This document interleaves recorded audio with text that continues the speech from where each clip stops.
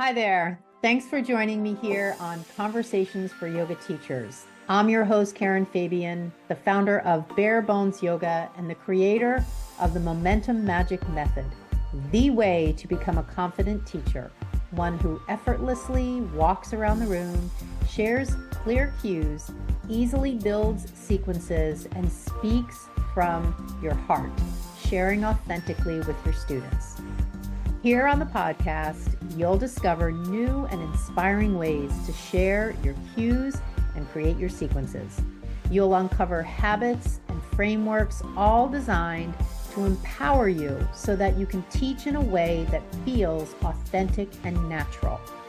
For some episodes, I'll have a guest, and other episodes I'll share with you on my own, and in each one, you'll always get action steps and takeaways you can apply right away to your teaching. In addition to the podcast, follow me on Instagram and TikTok for daily videos.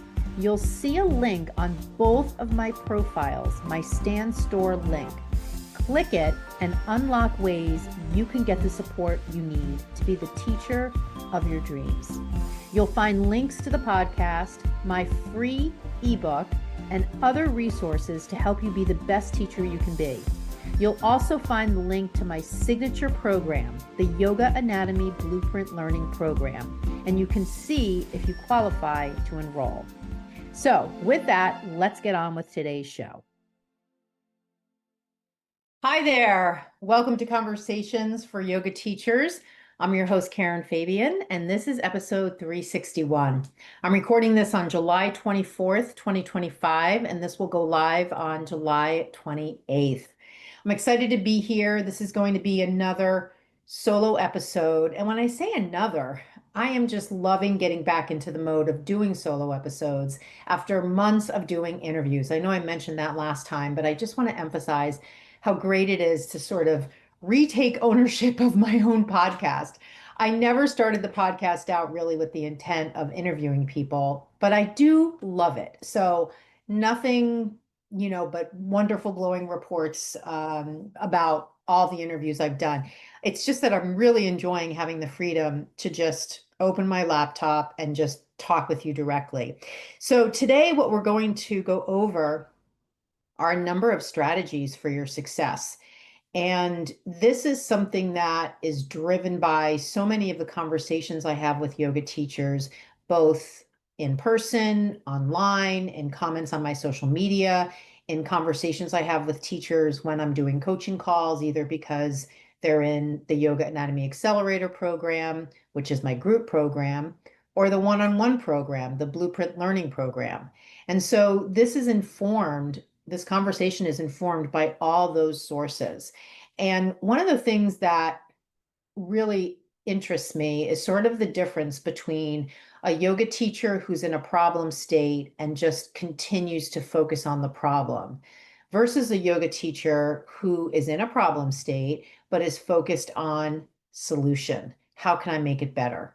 And there's sort of a hybrid in between, but I'm curious what resonates with you. The first question would be, are you in a problem state?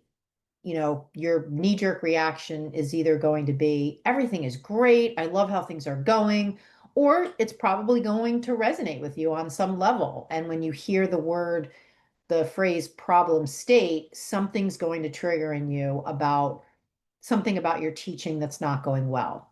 And so then the next question is, well, are you the kind of person who is ready to take action to fix the problem? Or are you the kind of person who just complains about the problem and it just continues to be because complaining doesn't change anything? Or maybe, and again, this is maybe a little bit of confrontational tough love, or maybe there's a problem, but you think there's nothing you can do to change it. And this is the sort of thing that I see a lot of in social media comments to my posts. I'll see teachers complain and sort of throw up their hands in this sort of woe is me approach. And that is the least empowering thing that one can do. And the thing that I find really curious is there's one particular post I'm thinking of that recently went viral off of my TikTok, and it was about yoga teacher pay. It has over 20,000 views and hundreds of comments, and many of the comments are from teachers who are complaining about not getting paid what they're worth. And for just about every single one, I threw in a couple of suggestions and then added, please send me a DM and I'm happy to hop on a call with you and come up with some strategies to help you improve your situation. And not one of the teachers replied back to set up a call. And this is what I mean about you can stay in a problem state and you can stay complaining about it, or you can do something about it. And the lack of response to essentially free coaching is just to me evidence of how sometimes people just like to complain. And again, this is a sort of thing where we're starting with a teacher who's aware they have a problem. This is different from someone who's not aware they have a problem, right? And so that scenario might be, and I talk to teachers like this as well, let's take the teacher who spends hours every week prepping for their classes and they don't like that they have to do that. I mean, I'm using the word have to. They don't, they recognize that they're not getting paid for that time. They recognize that that's cutting into their own personal lifetime, but they don't think they have a choice. And so if I talk to a teacher like that, they don't even bring that up as a problem because they think that's just the way it has to be. And this is really the danger zone because when a teacher is operating in a particular way that's problematic, but they don't even see it as problematic, that's another example of just giving up your own agency to a situation, giving up your own power to a situation that doesn't deserve it. It's a situation where you can take back the power and in this case, say to yourself, you know what? I don't want to spend every Saturday planning for my classes next week. Is there a different way? Is there a better way that I could teach my classes such that I don't have to spend hours prepping? Like that is the mindset of an empowered teacher. But so many times teachers are, I'm just going to say it, they're just brainwashed by the messaging in the yoga industry, by what they hear from other teachers, by what they see other teachers doing. And with every subsequent seeing of that, it's like giving away a piece of your power to somebody else. And then you're left with the problem, and oftentimes left with not even seeing it as a problem. And so today, what we'll do is we'll go through some specific things that are problems I've heard about, and I'll give you a solution strategy for each one. So the first one is fear that students will get hurt.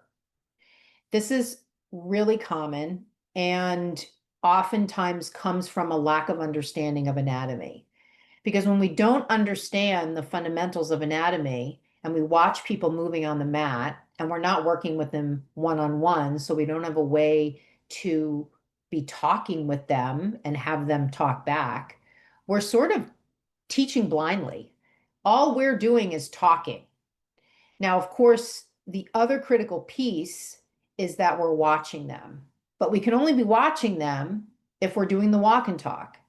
If we're doing the practice with me approach, we can't see them.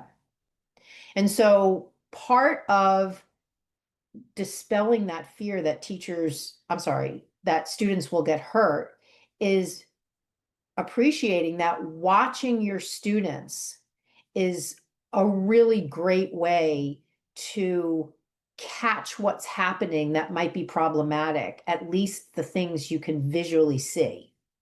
And cueing away from those movements, away from those pose setups or alignment.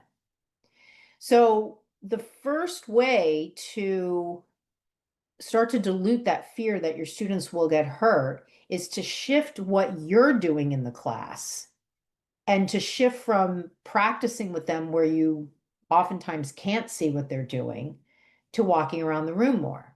So that's number one. Number two, solution wise, is to evaluate yourself in terms of how present are you when you're teaching. Because if you're like a lot of the teachers that I talk to, you're spending a lot of time thinking about what comes next in your sequence. And when your brain is consumed by thinking about the sequence, you don't have as much brain power available to watch what's going on. You're not feeling present because your brain is consumed by thinking about the sequence. So another solution to the fear that students will get hurt is to use a signature sequence, one that you teach over and over again until you get to know it really well, so that the amount of brain power you have to devote to thinking about what comes next in your sequence goes down. Therefore, you have more brain power available to really be present, to watch what's going on, to change your cues, to meet the moment of what's happening.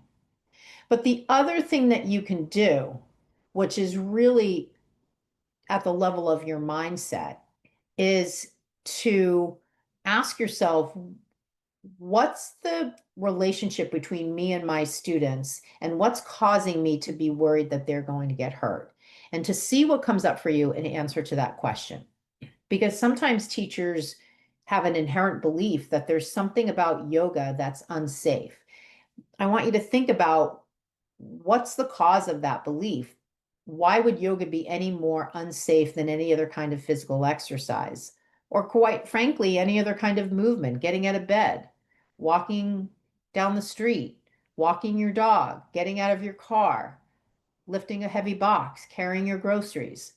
All of these functional movements are part of what we do in yoga, but we're not worried about all these other functional movements. So what is it about walking into a yoga class that all of a sudden makes these movements potentially dangerous? So that's the first question. The other piece, though, is when we worry that our students are going to get hurt, it's often because we believe we are responsible for them.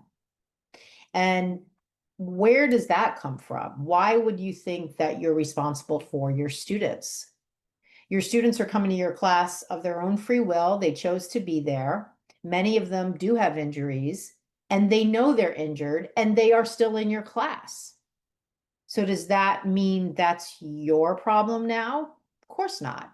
They are their own person. They are responsible for their own health. I want you to think about, you probably are not aware of this, or maybe you are, or I don't know how long you've been teaching. I can remember when I started teaching, we would have people sign a liability form every time they came into the studio, basically removing any liability on the teacher's part for any injury that they would have. That whole process went away as things got more automated. And studios now just have, as part of the sign up process, to sign up to take classes at a studio online, even if you're taking classes in person, setting up a account on the website of the studio, a liability waiver that you sign. And so again, without getting into the legal ramifications there and yoga teacher insurance and that aspect of this conversation, just the fact that that exists as a step in the process reflects that you as a person are responsible for yourself. You are here taking a yoga class of your own free will and responsible for your own body. Just because you're walking in to take a yoga class does not all of a sudden transfer responsibility for you to the teacher. The teacher doesn't even know you. The teacher knows nothing about your medical history. The teacher is not a physician. So you see, once we start to poke holes at this fear, it just sort of crumbles to the floor. The fear is oftentimes coming from a sense of responsibility that you've picked up from all the stories you hear in the yoga teacher industry. You've got to ask your students all these questions about if they have injuries. You have to be sure they don't get hurt. You have to teach safe classes. All of that verbiage instills in teachers a fear that people are going to get hurt, when in fact, the risk is low. We're not doing anything traumatic in these classes. And furthermore, if people get hurt, that's just a function of something that they had going on in their body that they were either aware of or they were not. And it's not your fault. So as we go through these. I'll give you a problem and I'll give you a solution. So the problem here being fear students will get hurt. The solution, walking around more, using a sequence you know well so you can be more present. And from a mindset point of view, starting to see your students as fully capable and fully in control of their own life and where they are at the time, which is, of course, in your class. Number two, spending hours prepping for class. This is a huge one. I actually just saw a post on TikTok by a creator who does deep dives into businesses that have recently sold to private equity. And interestingly enough, one of the businesses that he reviewed was Core Power Yoga. And he has a video where he talked about when Core Power Yoga was bought by private equity, how a lot of the quality of the teaching went down and a lot of the frustrations went up in terms of the complaints from teachers. And one of the things he spoke to in the video was that teachers were complaining that they were spending hours every week prepping for their classes and they weren't getting paid for that prep time. So what Core Power Yoga essentially did was allow teachers, I'm kind of laughing because I think this is so funny, as they saw this as a solution, they allowed teachers to use the time they're at the front desk checking their students in to also prep for their classes, which to me is absolutely hilarious. You're not going to get any quality prep time done when you're checking students in or working the front desk of the yoga studio. So this speaks, though, to a bigger problem. The mindset that I have to prep for my classes. And I want you to just imagine instead, you don't have to do any prep. I want you to imagine all you do is get in your car, drive to the studio, and teach the class.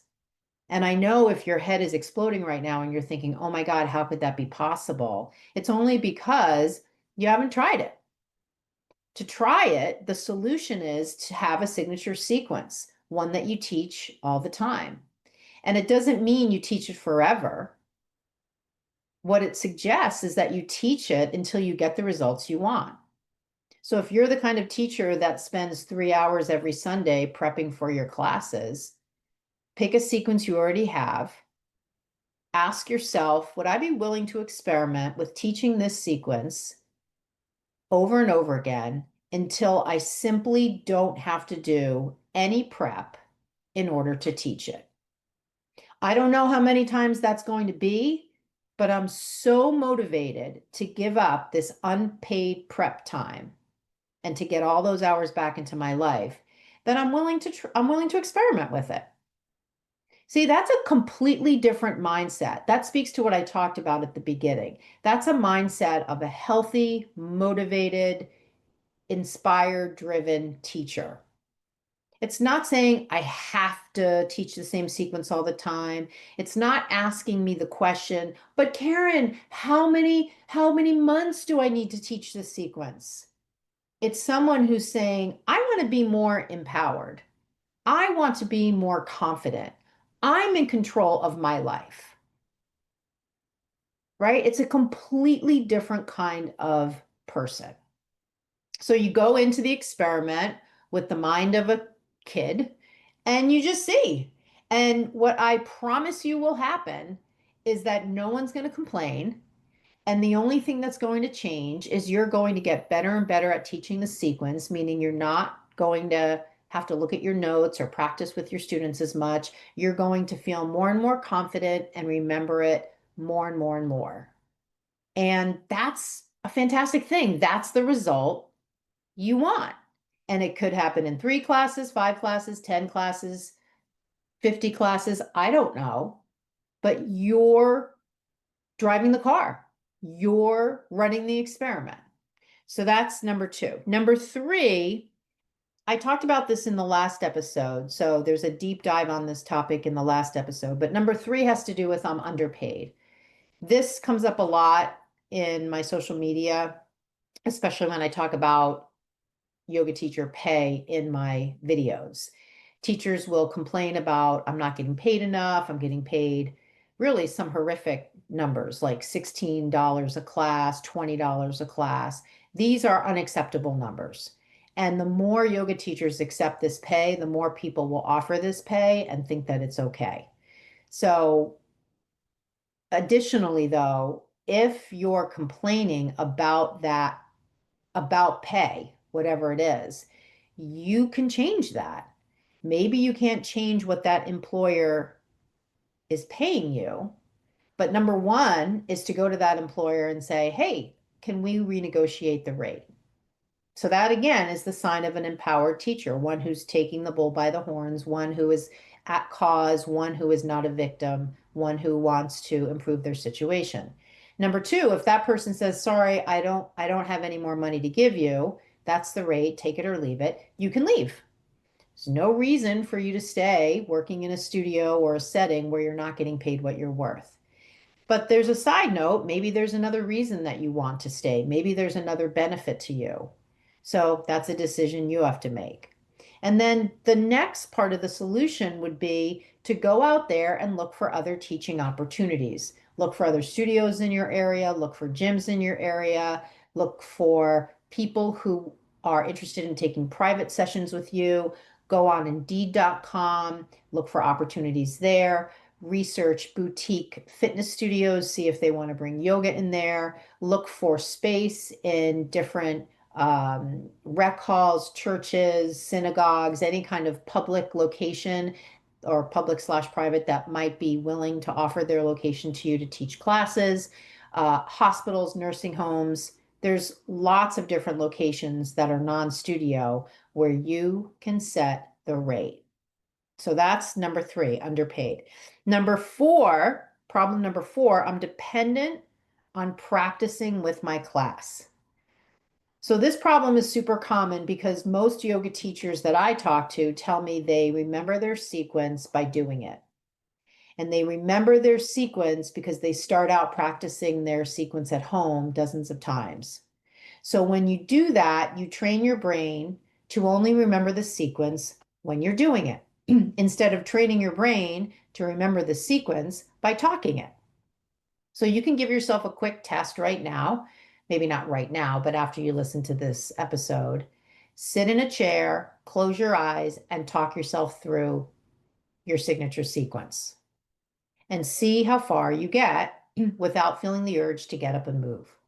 This is a way to test your brain and to see, have I made myself dependent on doing the sequence in order to remember it? And it'll give you something to work with to train your brain to remember the sequence by talking it. And then when you go into the class, you're armed with these neural pathways that allow you to talk the sequence. And then the next piece is all of the challenges that might come up for you when you think about or when you attempt to do the walk and talk. And some of these are mindset related. I get, people say to me, I get nervous when the students are looking at me, or they'll say, the students are looking at me as if to say, why aren't you doing it? And so I feel pressure to practice with them because they're looking at me as if to say, why aren't you doing the yoga with us? So in that scenario, you can simply say to the class, hey, keep on going. I'm not doing any yoga with you because I want to have my eyes on you. Or I want to give you the freedom to do it in your own way. I'm going to just coach you through it. Whatever you say, this is again you driving the car rather than letting the perception that students are looking at me, expecting me to practice with them. Well, they can expect whatever they want, but you're the teacher. You can teach however you want. You don't need to acquiesce. And acquiesce is a strong word. You don't need to do what they quote unquote want you to do. You can teach however you want. And part of that is recognizing that if you've been practicing with your class for a while, you've created that dependency of your students to you. So it might take a little bit of time to get them to start to lean into their own abilities to hear the cue and make it happen in their body. But in that is such a huge opportunity for them to disconnect from their dependency on watching somebody practice. So for this problem here, this number 4, dependent on practicing with class, start to talk yourself through your sequence as a way to build those neural pathways, to train your brain to remember it without doing it. And as you go in the room and start to experiment with doing the walk and talk, start on your feet and see for every class how long you can stay on your feet. And when you're done teaching each class, just simply ask yourself, how did I do? And see if you can evaluate yourself. You'll get an answer straight away and start to just maybe keep a little note. Okay, this class, I was on my feet about 30% of the time. I went back to practicing with them about 70% of the time. I'd like to get that more to be 50-50, then 60-40. So this is, again, you driving the car. You're not dependent on anybody else liking your class, giving you good feedback, any of that stuff that is an energetic cord between you and your students. You're not dependent on that. You know the kind of teacher you want to be. You're driven by a vision. And you're approaching your classes as a way to support that vision. And that vision is disconnected from needing anybody's approval. That's driven by the kind of teacher you want to be. It's a totally different, much more empowering framework. Number 5, I don't understand anatomy. That being the problem. So I'm just going to straight out tell you, if you don't understand anatomy, you just enroll in one of my programs. The Accelerator program, which is the group program. It's a 4-week group program. Or the Blueprint Learning program, which is the one-on-one program I offer, and that's a 3-month program. So I'm not going to kind of dance around it. I'm going to just straight out say, if you know that your problem is you don't understand anatomy, you've just got to enroll in one of those programs. I have so much history working these programs with yoga teachers all over the world, and they get such great results. You can see the testimonials on either of these program description pages. Both of these programs are listed on my website. Both of these programs, well, the Accelerator program is on my Instagram. The one-on-one Blueprint Learning program is just on my website. I don't put that on the Instagram page for specific reasons, but that's just the bottom line. I have a time-tested, proven process for teaching anatomy that absolutely works. So I'm just going to cut to the chase on that one. If that's the problem, I've got the solution for you. Now, the last chunk of problems has to do with things that happen between your ears, mindset issues. Let's talk about those. I remember recently I was having a conversation with a yoga teacher, and she wanted to do the walk and talk. And she said to me, I want to walk around the room more, but I feel like when I'm on the yoga mat, I feel safe. When I'm off the yoga mat, I feel danger. And that just struck me right to my bones, because here was a teacher saying how she felt, and her word choice was so impactful to me in terms of the beliefs that she has. She was literally telling me, I feel it's dangerous for me to be off the yoga mat. So imagine she also wants to do the walk and talk. How is she going to do that until she starts to uncover what is the belief that being off the yoga mat is dangerous? So this particular topic has to do with your word choice. So start to hear yourself talking when you're talking about things happening in your classes or you as a yoga teacher, especially when you use phrases like, I have to do this, or I have to do that, or I should do this, or I should do that. When I get on the phone with a yoga teacher and they will tell me about the problems they're having, they'll say things like, well, I really want to walk around the room more. I just have to do it. And know that when you simply tell yourself that you have to do something, you won't do it. Because if it was as easy as just telling yourself you had to do it, you would have done it already. So telling yourself you have to do something doesn't work. What's required is to understand what's the belief that's driving you to do what you're doing. Because once you bring to the surface the belief that's driving you to do what you're doing, that's when you can start to chip away at the belief. And when you chip away at the belief, that's when you can change your behavior. So the bottom line of that one is to start to really listen to the words you use, because in those words are the keys to the beliefs you have that are holding you back from being the teacher you dream of being. So this leads me to the second mindset issue, which has to do with what I just mentioned. Beliefs drive behavior. And really the only way, and I'm just going to cut to the chase on this one too, the only way to uncover your beliefs is to work with a coach. You know, I'm a coach. There are other coaches, but is to work with a coach. Because if you or me, anybody, if you could uncover your beliefs on your own, you would already, right? If you're the kind of teacher who's practicing with the class all the time and you really wish you could walk around more, it's very difficult for you to see, why am I actually doing this other than seeing it at the surface level? These are the kinds of conversations I have with teachers all the time. And because I'm not the teacher, I can ask questions to start to uncover, well, what's driving you to practice with your class all the time? Tell me more about what inspires you to teach in that way. And that's when teachers will start to talk. And in that talking, they'll start to reveal, what is the belief? Well, my students need me to practice with them. Otherwise, they won't know what to do. Oh, well, I have classes with a lot of beginners, and they really do better if I'm practicing with them.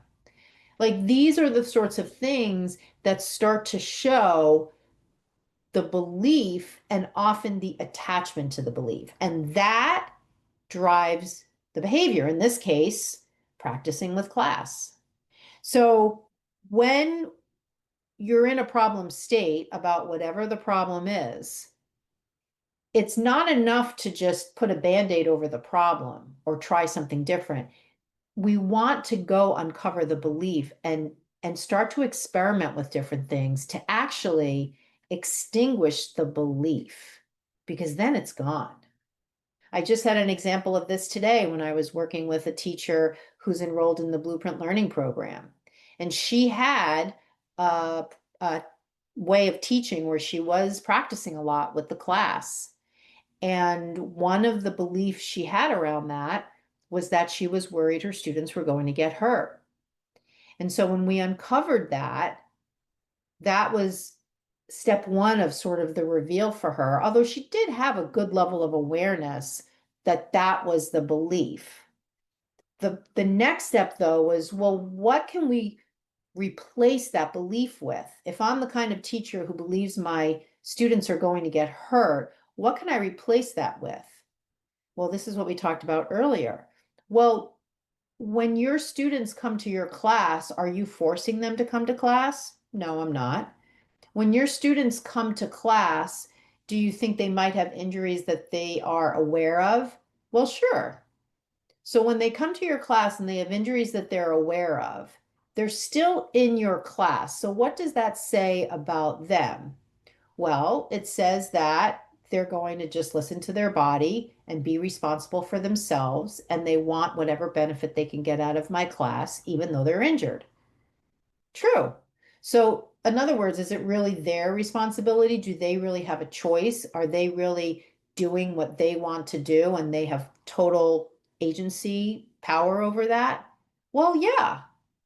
So, what does that now say about your relationship to them? Does that suggest that you and they are at equal footing versus you having to worry about them? Well, you know what? I never thought of it that way. Now you're helping me see that I don't really need to worry about them because they're fully capable of living their life however they want. If they choose to come to my class and they know they have an injury, that's their choice. right? Or if they choose to come to class and they get injured, that's not my fault. They didn't know they had a pending injury. I didn't have any way to know they had a pending injury. So that's not my fault. It's an unfortunate situation, but it's not my fault.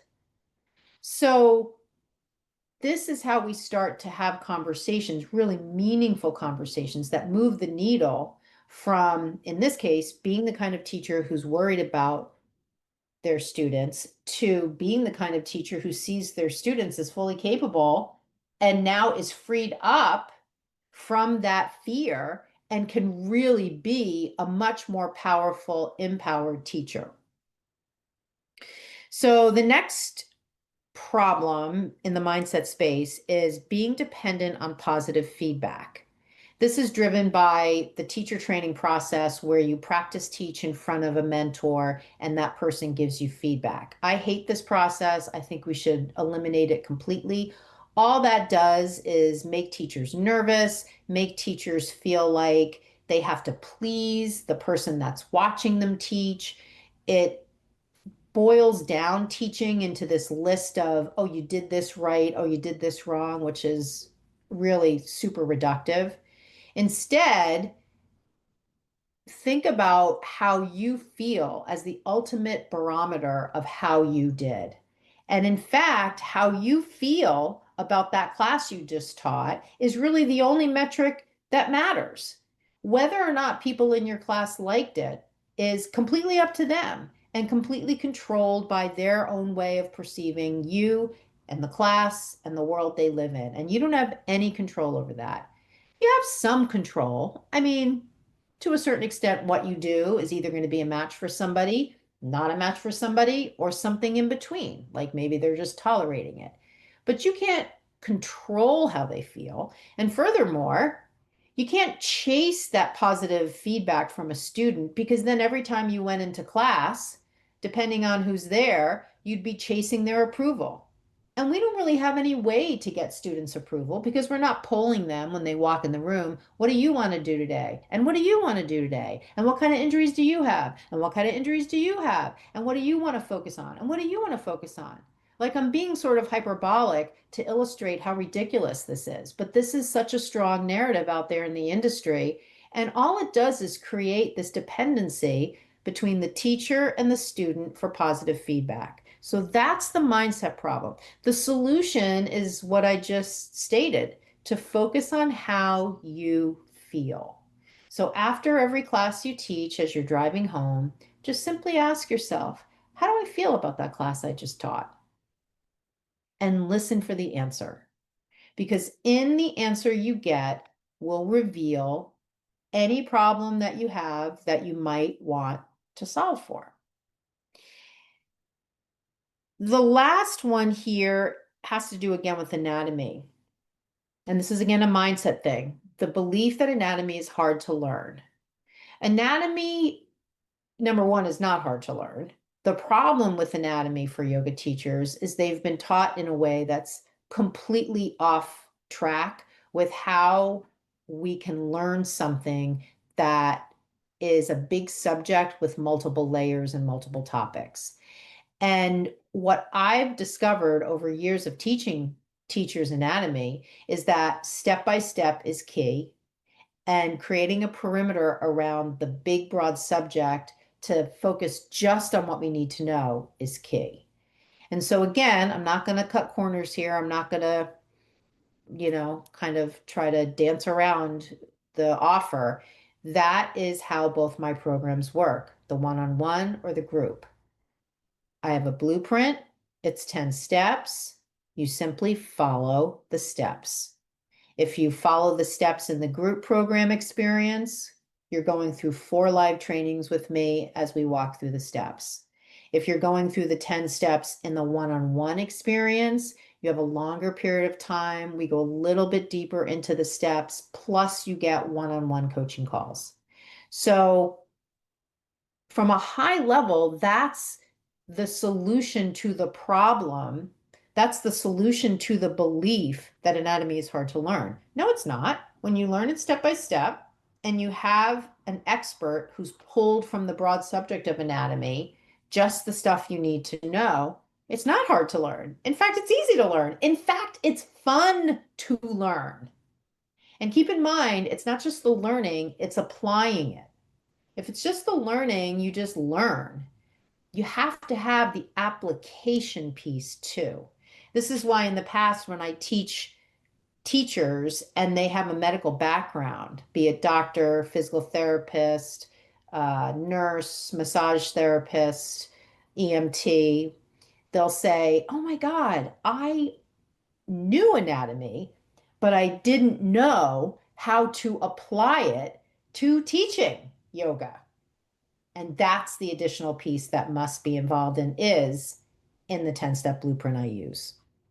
So with that, we've come to the end of the episode. We've come to the end of the conversation. We've gone through strategies for success, focusing on problems and their solution, and then mindset problems and their solution. So I'd love to know what kind of things came up for you as you were listening.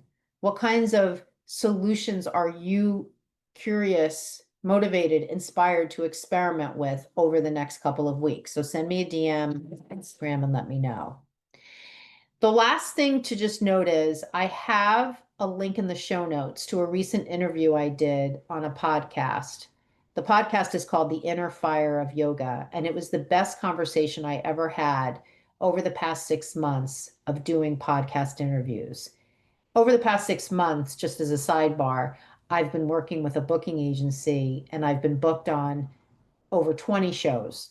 And so I've had a lot of exposure on yoga teacher related podcasts. And I actually have a whole page on my website now where I have links to every single interview I've done over the past 6 months. It's been a huge project.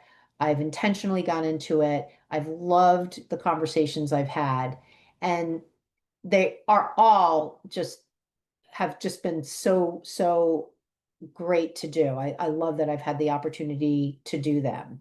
And this one in particular stands out in large part because it came on the heels of all the ones I did before. So I got a lot better with being interviewed versus being the host. And I just got better at making my answers sort of short and manageable, having it be more of a conversation, and really focusing in that limited amount of interview time on sharing the stuff that matters. And so this particular interview really hit all those highlights, checked all those boxes. So I'm going to include the link to this interview in the show notes if you want to listen to it. The next thing I'll say is I mentioned both the group program, the accelerator program, and the one-on-one program, the blueprint learning program. I'm willing to give you an incentive to enroll in either one of those. The incentive will be monetary. So just to make the reveal there, so you'll get some money off as an incentive to enroll. So if you're interested, send me a DM on Instagram or email me with the words podcast offer, and I'll let you know a little bit more about the program. We'll see if it's a match for the result you want, see if it's a match for you and what you want to get out of it, and then you can enroll and use the discount.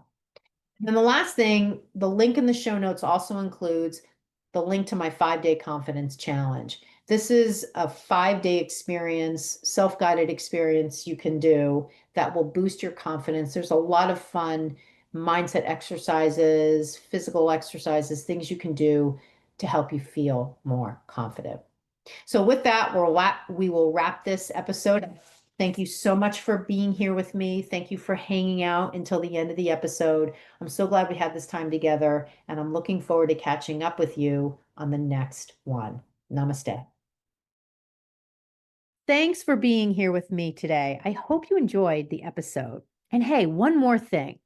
While I don't know you personally, I know what a yoga teacher looks like who's ready to have a breakthrough to being the kind of yoga teacher who walks around the room, sharing cues you know the reason for, understands anatomy, teaching signature sequences without notes or any need to practice with class, and loves teaching yoga without stress, anxiety, or nervousness. If you are ready to be that yoga teacher, here is your next step. DM me the words podcast offer, and I will give you a special incentive to work with me inside of my signature program just because you are listening to the podcast. DM me on Instagram at Bare Bones Yoga. I can't wait to hear from you.